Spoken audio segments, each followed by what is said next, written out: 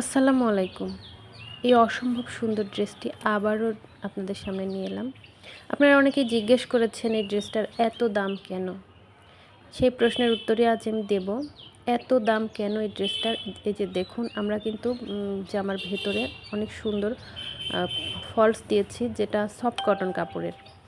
আর ড্রেসের পেছন সাইডেও এই চওড়া লেসটা দেয়া আছে এবং সামনের সাইডেও অনেকখানি জুড়ে এই লেসটা দেয়া আছে। আপনারা বাজারে গিয়ে এই লেসের দাম জিজ্ঞেস করলে বুঝতে পারবেন আসলেও কতটা খরচ পড়ে গেছে।